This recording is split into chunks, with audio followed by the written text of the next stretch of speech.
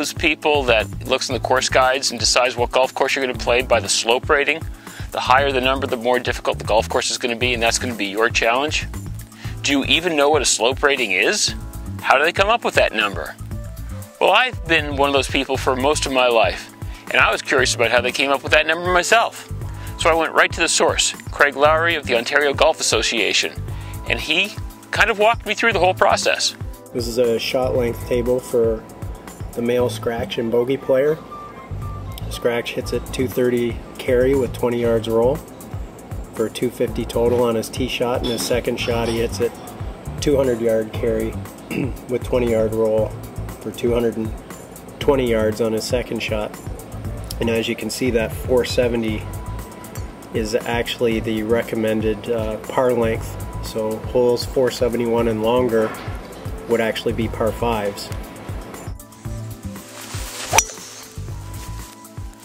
Obviously, length is important to determining the difficulty of a golf course, but there's so many other factors that go into the slope rating.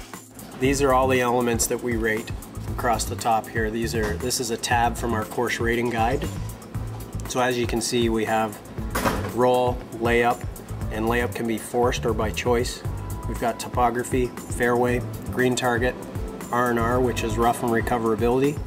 We have bunkers, out of bounds, water, trees, green surface, and believe it or not, psychology. Each one of those obstacles is rated, on its own. In the most part, it's proximity to the middle of the landing zone. The closer an obstacle is to the middle of the landing zone, the more likely or higher that obstacle rating value will be. And then we also rate it not only in terms of how you get into it, but also how you get out of it. So to give you a good example there would be bunkers. A 2-foot depth bunker is going to be a lot easier to get out of than a 10-foot bunker. So there's some adjustments that we make for recovery out of those obstacles too. So on this particular hole, for course rating purposes, what we would do is we're looking for the safe carry crossing over that creek, and a safe carry is 10 yards on the other side of the creek. It's about, maybe 140, 150 yard carry from the blue tee. And as you can see here, for our bogey player, we would go down here, figure out what that carry is. So a carry between 140 to 159 is a water value of 6. That's a very high value when it comes to an actual water rating. And if you go over here to our chart, that 140 yard carry falls into this category, and it's only a 3. So, it's logical to think that a scratch player would have an easier time with that than the bogey player. One, because scratch can hit it further, but he also hits it, or she hits it, a lot. Their dispersion is a lot tighter. Trees we look at a couple of different ways. One is, off the tee you could have a shoot where you have 2 trees and you're forced to hit it between them. We have a table here, for the length of shot that it has to be, hit through that chute. And there are various plus or minus adjustments that we can make to the final tree rating based off of that. But from a course rating standpoint, again, this hole has a lot going on. There's force carry over water here in the front. There's water on the right. There's water before the green. There's a bunker left.